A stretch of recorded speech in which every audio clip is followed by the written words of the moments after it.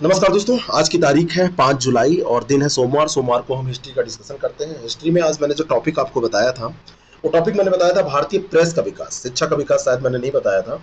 Topic जो बन गया वो शिक्षा का विकास बन गया। जो भी हुआ उसमें कुछ मेरे बताने में मैंने बता दिया, फिर मैंने जब स्टाफ को बोला तो कुछ हुआ होगा, तो उसके लिए सॉरी। इतना आप लोग मैनेज करिएगा, पढ़िएगा और इसका उत्तर आप दीजिए। उस टॉपिक को हम अगले नेक्स्ट वीक में कर लेंगे, कोई दिक्कत नहीं, ये भी इंपॉर्टेंट टॉपिक है। चलिए शुरू करते हैं। अपना उत्तर आप दीजिएगा, मेरे द्वारा बताए गए उत्तर से आप मिलान कीजिएगा। पहला प्रश्न आपकी स्क्रीन पर है। वर्नाकुलर प्रेस एक्ट के बारे में सत्य कथन आपको बताना है। इसे 1878 में लॉर्ड लिटन के समय बनाया गया था। क्या पहला स्टेटमेंट सही है? बिल्कुल सही है। और इस अधिनियम को मुंह बंद करने वाला या साइलेंसिंग एक्ट कहा जाता है, ये भी सही है। और लॉर्ड रिपन ने इसे समाप्त किया। बताइए, लिटन ने इसको बनाया, रिपन ने इसको समाप्त किया। सब सही है। यहाँ पर सी स्टेट ये ऑप्शन हो जाएगा। तीनों की तीनों स्टेटमेंट सही है। ठीक है, तो दोनों को याद रखिएगा। लिटन जो था मेरे हिसाब से थोड़ा लटा था, थोड़ा बुरा था। रिपन थोड़ा सा, रिपन जो था वो ठीक था। बाकी ये एक्ट जो था, इसका सन भी इंपॉर्टेंट है, 1878। अगला प्रश्न है, 1972 में शिक्षा को समवर्ती सूची में सम्मिलित कर दिया गया। और दूसरा है, 1986 में नवीन शिक्षा नीति की घोषणा की गई। 2-3 सेकंड लिया कीजिए, इसका उत्तर दिया कीजिए। उत्तर बताइए। समवर्तन सूची में तो इसको शामिल किया गया, लेकिन 1972 में शामिल नहीं किया गया था। ये सम्मेलन जो हुआ था, मतलब इसका जो समामेलन हुआ था, ये 1976 में हुआ था, नॉट 1972, बल्कि ये हुआ क्या था, 76 में ये हुआ था। ठीक है, और ये 1986 में एक नवीन शिक्षा नीति घोषित की गई थी। ये बिल्कुल सही है। तो दूसरा स्टेटमेंट सही है, पहला गलत है। तो बी ऑप्शन इसका करेक्ट उत्तर हो जाएगा। अगला जो प्रश्न है, कोठारी आयोग के बारे में आपको बताना है। कौन सा स्टेटमेंट सही है? इसका कार्य शिक्षा के सभी क्षेत्रों की समीक्षा करना था। क्या ये सही है? बिल्कुल सही स्टेटमेंट है। सभी क्षेत्रों की समीक्षा करना इसका कार्य था। आयोग की सिफारिशों के आधार पर 1968 में राष्ट्रीय शिक्षा नीति बनाई गई और इस नीति में कहा गया कि राष्ट्रीय आय का 4% शिक्षा पर खर्च होगा। पहला दूसरा सही है, लेकिन यहाँ पर गलत है, क्योंकि यह 4% नहीं, यहाँ पर 6% की बात की गई थी। कितनी? 6%। तो बी ऑप्शन इसका करेक्ट हो जाएगा। जो कोठारी आयोग है, ये इंपॉर्टेंट है। 1964 से 66 तक इसका कार्यकाल रहा और डी एस कोठारी इसके अध्यक्ष थे। इसने जो बताया 6% की बात की थी और 14 वर्ष तक की आयु का निःशुल्क और अनिवार्य शिक्षा देने का प्रावधान, सुझाव जो था वो इन्हीं के सुझाव से प्रावधान आया था। भारत सरकार ने 23 सितंबर 1952 को डॉक्टर मुदलियार की अध्यक्षता में माध्यमिक शिक्षा आयोग की स्थापना की। क्या पहला स्टेटमेंट करेक्ट है? पहला स्टेटमेंट बिल्कुल करेक्ट है। और मुदलियार आयोग ने द्विस्तरीय स्नातक पाठ्यक्रम शुरू करने की सिफारिश की। जो पाठ्यक्रम का अभी तक स्तर था या अभी जो है वो क्या होता है, नॉर्मली 3 साल का, तो त्रिस्तरीय पाठ्यक्रम था ये स्नातक का। तो दूसरा स्टेटमेंट गलत है, पहला ये सही है। ए ऑप्शन इसका बिल्कुल करेक्ट हो जाएगा। और 23 सितंबर 1952 को इसका गठन किया गया था, इंपॉर्टेंट है। और माध्यमिक शिक्षा आयोग था। इसने पाठ्यक्रम में विविधता लाने, एक मध्यवर्ती स्तर जोड़ने और त्रिस्तरीय स्नातक पाठ्यक्रम शुरू करने या अन्य भी और सुझाव दिए थे। राधाकृष्णन आयोग की सिफारिश के आधार पर 1955 में विश्वविद्यालय अनुदान आयोग का गठन किया गया। अगर आपको सन पता होगा तो इस प्रश्न को आप कर पाएंगे। विश्वविद्यालय अनुदान आयोग को 1956 में संसद द्वारा कानून बनाकर स्वायत्तशासी निकाय या ऑटोनोमस बॉडी का दर्जा दे दिया गया। ठीक है, तो दूसरा तो सही है, लेकिन यहाँ ऊपर गलत है। ये 53 था, न कि 55 था। तो पहला गलत है, दूसरा सही है। बी ऑप्शन इसका बिल्कुल करेक्ट हो जाएगा। नेक्स्ट क्वेश्चन, अगला जो प्रश्न है, सार्जेंट योजना के बारे में सही कथन आपको बताना है। इस योजना के अनुसार तकनीकी, वाणिज्यिक एवं कला विषयक शिक्षा पर जोर दिया गया, पहला स्टेटमेंट। और दूसरा है कि इसमें शिक्षकों के प्रशिक्षण, शारीरिक शिक्षा एवं विकलांगों को शिक्षा दिए जाने पर जोर दिया गया। तो दोनों के दोनों स्टेटमेंट ये सही है। सार्जेंट योजना कई बार पूछी गई है। ये जो योजना है 1944 की योजना है। जॉन सार्जेंट ये भारत सरकार के शिक्षा सलाहकार थे, एजुकेशन एडवाइजर थे गवर्नमेंट ऑफ इंडिया में। उस समय भारत आज़ाद नहीं हुआ था। और इस योजना के अनुसार जो बात की गई थी उसमें टेक्निकल, कॉमर्शियल और आर्ट्स एजुकेशन की बात की गई थी। और साथ में इन्होंने टीचर्स को प्रशिक्षित करने, शारीरिक शिक्षा और विकलांगों की शिक्षा के बारे में भी बात की थी, उस पर भी जोर देने की बात हुई थी। अक्टूबर 1937 में कांग्रेस ने शिक्षा पर एक राष्ट्रीय सम्मेलन वर्धा में आयोजित किया, पहला स्टेटमेंट। और दूसरा स्टेटमेंट यहाँ पर है कि वर्धा में गांधी जी की अध्यक्षता में एक समिति गठित की गई। पहला स्टेटमेंट तो बिल्कुल सही है। दूसरे स्टेटमेंट पर ध्यान दीजिए। ये जो सम्मेलन हुआ और यहाँ पर जो बातें हुई उस पर गांधी जी का प्रभाव तो जरूर था, लेकिन ये जो अध्यक्षता की थी इसकी, या समिति जो गठित हुई थी, उसकी समिति की अध्यक्षता जाकिर हुसैन ने की थी। तो दूसरा स्टेटमेंट गलत है, पहला सही है। ए ऑप्शन इसका बिल्कुल करेक्ट हो जाएगा। ठीक है, वर्धा शिक्षा योजना 1937 की है।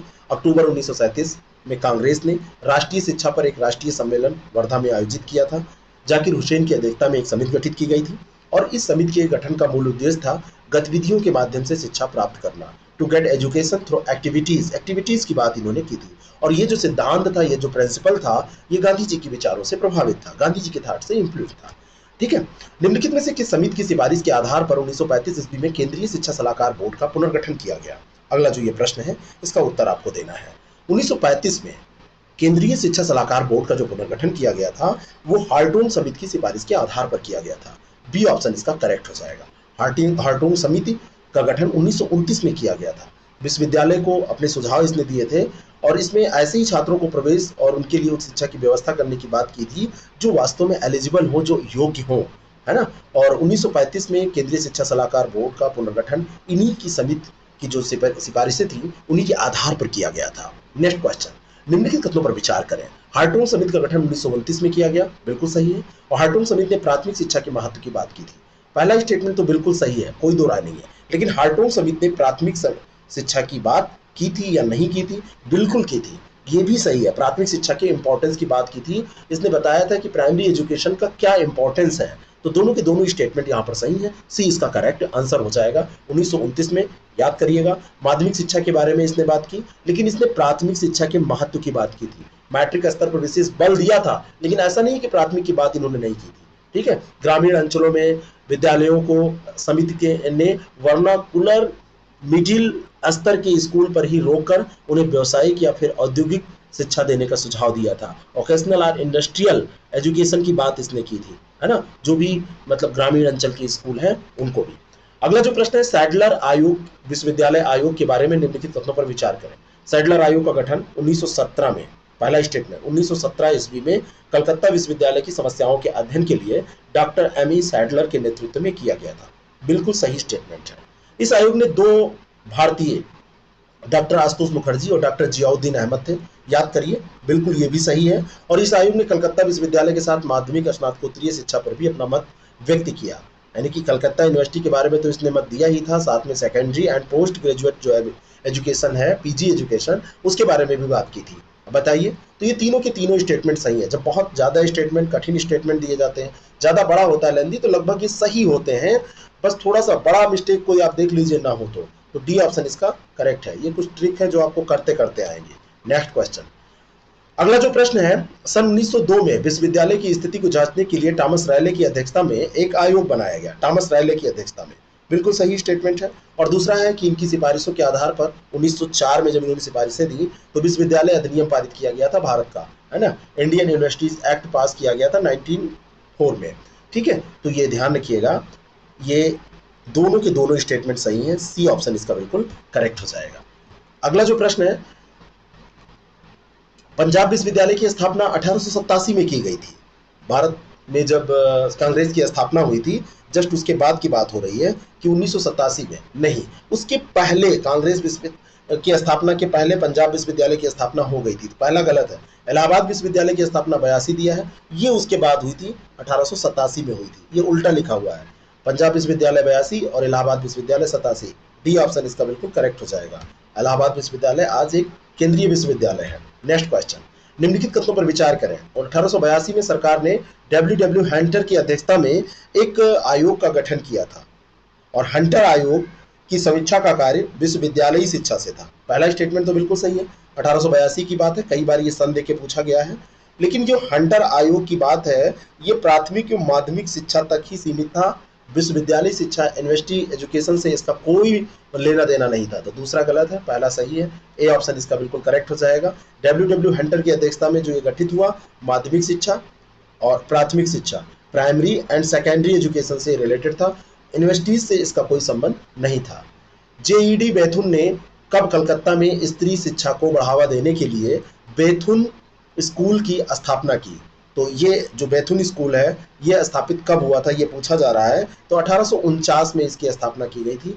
ए ऑप्शन इसका बिल्कुल करेक्ट है। एस्टेब्लिशमेंट जो हुआ था बेथुन स्कूल का, वो 1849 में हुआ था। ठीक है, और जेईडी बेथुन ने ये किया था, कलकत्ता में किया था, ये भी पूछा जाएगा। और स्त्री शिक्षा को बढ़ावा देने के लिए, प्रमोट करने के लिए फीमेल एजुकेशन को ये किया गया था। चार्ल्स वुड का डिस्पैच के बारे में निम्नलिखित कथनों पर विचार करें। उच्च शिक्षा का माध्यम अंग्रेजी तथा स्कूल स्तर की शिक्षा का माध्यम देसी भाषाओं को बनाया जाए, पहला स्टेटमेंट है। दूसरा स्टेटमेंट है कि 1862 में कलकत्ता, मुंबई तथा मद्रास में विश्वविद्यालय खोले जाएं, ये चार्ल्स ने कहा था। ऐसा क्या सही है? पहला तो इन्होंने सही, ये बात बिल्कुल सही है। उच्च शिक्षा का माध्यम इन्होंने कहा था higher education should be English medium, and जो इन्होंने कहा था कि जो स्कूली शिक्षा है वो देसी भाषाओं में होनी चाहिए, जो नेटिव लैंग्वेज है उसमें होनी चाहिए।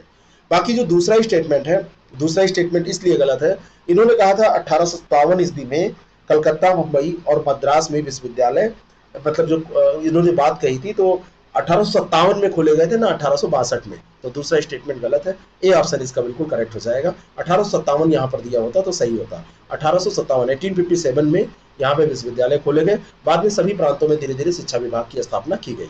चार्ल्स वुड डिस्पैच को भारतीय शिक्षा का मैग्ना कार्टा कहा जाता है। पूछा जाता है कि किस डिस्पैच को कहते हैं, किसको कहते हैं, तो चार्ल्स वुड डिस्पैच को क्या कहते हैं? Magna carta of Indian education, बिल्कुल सही है। और चार्ल्स वुड डिस्पैच में कहा गया कि स्त्री तथा व्यावसायिक शिक्षा को प्रोत्साहित किया जाए या प्रोत्साहन दिया जाए, यानी कि चार्ल्स वुड डिस्पैच वुमेन और वोकेशनल एजुकेशन को एनकरेज करने की बात करता था। तो दूसरा भी सही है, सी ऑप्शन बिल्कुल करेक्ट है। ठीक है, भारतीय शिक्षा का मैग्ना कार्टा उस समय की बात 1854 की, और उस समय भी ये बात कर रहे थे व्यावसायिक शिक्षा की, है ना। आज भी ये सपना भी भारत का साकार नहीं हो पाया है ना। बस पेपर्स पे केवल क्या होता है, कौशल मिशन चलते रहता है, स्किल डेवलपमेंट, नौकरी 1 लाख लोगों को दी गई, 5 लाख लोग रोजगार पा गए 10 दिन के अंदर। कहां? पेपर पे। मैकाले ने अपना महत्वपूर्ण स्मरण पत्र वायसराय के कार्यकारिणी परिषद के सामने रखा था। जो मैकाले था उसने किसके सामने रखा था? तो मतलब कब रखा था, कार्यकारिणी के सामने कब रखा था? तो इस प्रश्न का सही उत्तर क्या हो जाएगा? उत्तर दीजिए। ये रखा था इसने 2 फरवरी 1835 को। 2 फरवरी 1835 को मैकाले ने अपना स्मरण पत्र इसको रखा था वायसराय एग्जीक्यूटिव काउंसिल के सामने। और ये 1835 की बात है, इतना तो भूलना नहीं है आपको। और इसमें इसने कहा था कि कंपनी की सरकार यूरोपीय साहित्य को अंग्रेजी भाषा के माध्यम से बढ़ावा देगी और सभी धनराशियां इसी निमित्त खर्च की जाएंगी, इसके रिलेटेड। और गवर्नर जनरल की कार्यकारी परिषद का सदस्य मैकाले अंग्रेजी शिक्षा का प्रबल समर्थक था और उसका सपना भी साकार हुआ था। नेक्स्ट क्वेश्चन, सुंदरदास ने दक्कन एजुकेशन सोसाइटी की स्थापना की थी, पहला स्टेटमेंट। और दूसरा है कि 1813 के चार्टर एक्ट में भारत में शिक्षा के विकास के लिए कंपनी द्वारा प्रतिवर्ष 1 करोड़ रुपए की राशि दी गई थी, दूसरा स्टेटमेंट है। अब बताइए दोनों स्टेटमेंट क्या सही है? पहला स्टेटमेंट तो आप पहले पता होगा, जस्टिस रानाडे जो थे, जस्टिस रानाडे ने इसकी स्थापना की थी दक्कन एजुकेशन सोसाइटी की, पहला गलत है। 1813 में 1 करोड़ रुपए नहीं 1 लाख रुपए की बात की गई थी, उस समय करोड़ बहुत ज्यादा, लाख भी बहुत होता था। तो डी ऑप्शन इसका करेक्ट हो जाएगा, दोनों स्टेटमेंट गलत है। 1813 का जो चार्टर एक्ट था उसमें 1 लाख रुपए, और यहाँ पर justice Ranade Deccan education society. Next question, वर्ष 1800 में लॉर्ड वेलेस्ली ने कंपनी के अधिकारियों की शिक्षा के लिए फोर्ट विलियम कॉलेज की स्थापना की। 19 नंबर प्रश्न का पहला स्टेटमेंट जो कि बिल्कुल सही है, वेलेस्ली 1800, और ये कंपनी के अधिकारियों को एजुकेट करने के लिए फोर्ट विलियम कॉलेज की स्थापना किया था, इसने एस्टेब्लिश किया था उसको।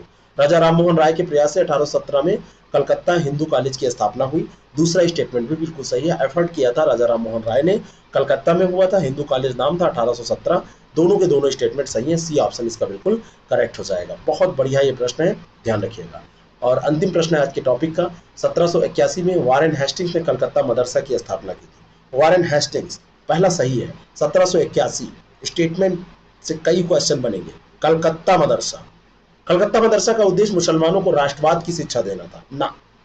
कलकत्ता ये मदरसा था, इसका उद्देश्य था मुस्लिम कानूनों और इससे संबंधित अन्य विषयों की शिक्षा देना। तो दूसरा भी जो स्टेटमेंट है दूसरा वो गलत है, पहला तो सही है, तो ए ऑप्शन इसका बिल्कुल करेक्ट हो जाएगा। ठीक है, चलिए अब हम चलते हैं 1781, इसको ध्यान रखिएगा। और करंट अफेयर के आज के प्रश्नों को हम देख लेते हैं। तो करंट अफेयर का पहला प्रश्न हम लेते हैं, नासा की किस टेलीस्कोप का मिशन विस्तार 2 साल के लिए बढ़ा दिया गया? विस्तार कर दिया गया, बढ़ा दिया गया, यहाँ लिखने का कोई मतलब नहीं था। यानी कि कौन सा मिशन एक्सटेंड किया गया है 2 साल के लिए? तो ये नासा का मिशन है न्योवाइज। न्योवाइज टेलीस्कोप का जो मिशन है उसको 2 साल के लिए बढ़ाया गया है। Near earth object wide field infrared survey explorer न्योवाइज 2 और वर्षों के लिए इसका विस्तार किया गया है। क्षुद्र ग्रहों, धूमकेतुओं और वस्तुओं के लिए अपनी खोज जारी रखेगा। जो अतिरिक्त 2 वर्षों तक पृथ्वी के लिए खतरा पैदा कर सकते हैं। ठीक है, तो नासा का ये near earth object hunting space telescope जून 2023 तक जारी रहेगा। ठीक है, तो दिसंबर 2009 से ये शुरू हुआ था, फिर ये ऐसा चल रहा है। Next question, CoWIN global conclave के बारे में सत्य कथन आपको बताना है। कोविन ग्लोबल कॉन्क्लेव, पहला स्टेटमेंट है कि यह केंद्रीय स्वास्थ्य मंत्रालय, विदेश मंत्रालय और NHA की एक संयुक्त पहल है। तीनों का नाम याद रखिएगा, किसकी किसकी पहल है। बिल्कुल सही है, प्रधानमंत्री नरेंद्र मोदी कोविन ग्लोबल एनक्लेव में अपने विचार साझा करेंगे। बिल्कुल सही है, मोदी जी ही तो करते हैं, अब थोड़ा थोड़ा तो कभी कभी नहीं करते हैं, नहीं तो पहले सब कुछ यही करते थे। ठीक है, चलिए, सफलता में आज से पॉलिटी की क्लास स्टार्ट हो गई है, दूसरे सर हैं वो क्लास स्टार्ट कर दिए हैं, उसकी भी क्लास चलती रहेगी, हिस्ट्री भी चलती रहेगी और ये आपके ज्योग्राफी भी चलती रहेगी। अब बहुत स्पीडली हम ये मान के चलिए कि जल्दी से पूरा सिलेबस कवर कर लेंगे, रिवीजन आपका पूरा हो जाएगा। मैंने सोचा कि सब स्टार्ट कर दिया है साथ साथ में, तो जल्दी कंप्लीट हो तो आप रिवीजन कर सकें। पता चला कि आपका एग्जाम आ गया और हम एक दिन पहले तक क्लास ही ले रहे हैं, तो उसका कोई मतलब नहीं है ना। क्लास समाप्त हो जानी चाहिए पहले, तो हमारी कोशिश है। अब चीज़ें व्यवस्थित हो गई हैं, तो इसीलिए अब सफलता जो बैच है अपना द सक्सेस वर्ल्ड ऐप पे चल रहा है। आप लोग जो चाहें उसमें ज्वाइन कर सकते हैं, दूसरे लोगों को भी खबर दे सकते हैं। कई लोगों ने इसमें से ज्वाइन भी कर रखा है। वो बैच दमदार होगा, उसके टेस्ट अब जब शुरू होंगे, टॉपिक कंप्लीट हो रहे हैं, 1-1 यूनिट का टेस्ट हम करवाएंगे, है ना। तो दमदार बैच होगा, इसमें कोई दो राय नहीं है। अगला प्रश्न है, ब्लूमबर्ग की रिपोर्ट के अनुसार जून 2021 में विश्व बाजार पूंजीकरण में भारत की हिस्सेदारी थी जून 2021 में, यानी कि जून अभी जो बीता है उसी में इतना 21 जून की बात हो रही है, न कि पूरा जून। तो 2.6% थी विश्व बाजार पूंजीकरण में। तो पूछा जा सकता है, ब्लूमबर्ग ने आंकड़े जारी किए हैं, वर्ल्ड मार्केट कैपिटलाइजेशन के आंकड़े हैं और इसमें 2.6% की हिस्सेदारी है ना। नेक्स्ट क्वेश्चन, अगला जो प्रश्न है, हाल ही में चर्चा में रहा एल्सा किस प्रकार का तूफान है। कैसा तूफान जो होते हैं शीतोष्णकटिबंधीय उष्णकटिबंधीय दो प्रकार के होते हैं, तीसरा तो ये अजीब टाइप का बना दिया गया है, तो इसको ऐसे ही निकाल दीजिए। तो अल्फा जो रहा, एल्सा जो रहा है, एल्सा किस प्रकार का है, तो उष्णकटिबंधीय तूफान है। उष्णकटिबंधीय तूफान, बी ऑप्शन इसका बिल्कुल करेक्ट है। इसके बारे में थोड़ी सी जानकारी हम और लेते हैं। अभी इसका केंद्र क्यूबा के पास मजबूत हुआ था, 3 जुलाई की बात है ना। तो क्यूबा को ये प्रभावित करेगा। 29 जून को एल्सा को पहली बार देखा गया था, उष्णकटिबंधीय लहर के रूप में इसकी निगरानी की गई थी।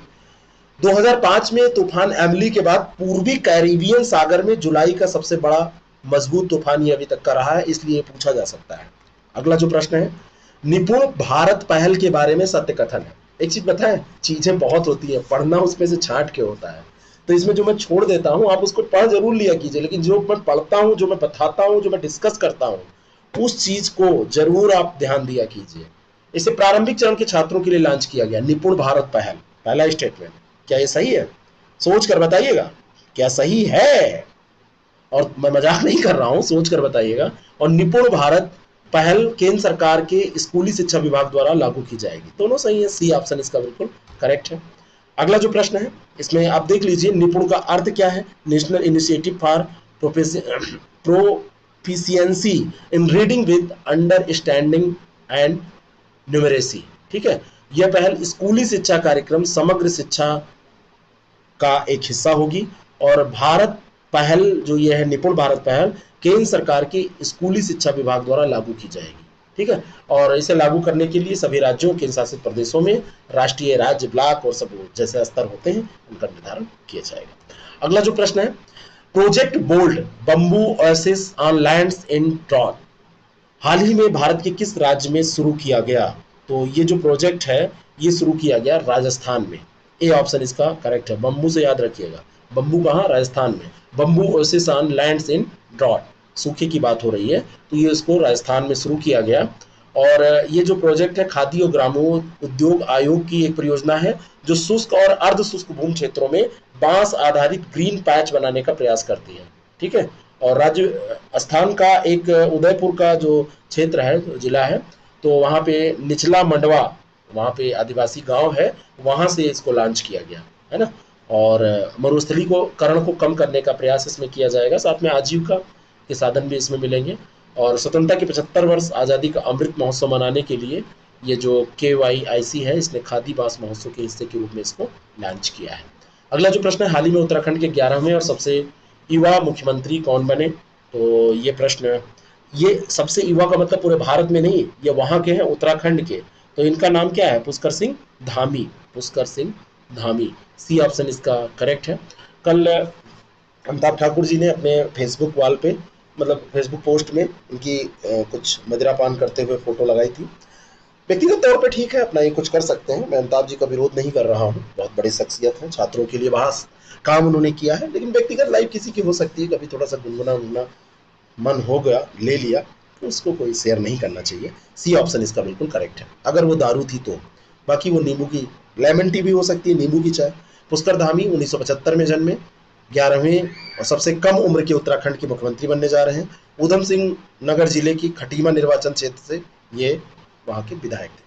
किस क्षेत्र में जुलाई 2021 में संघीय स्तर पर मृत्युदंड पर रोक लगा दी गई है? किस देश में? तो ये देश है ना, किस देश ने, किस देश, अच्छा हाँ, सही सही सही सही सही, तो सही तो है, ये देश है अमेरिका। कौन सा? अमेरिका।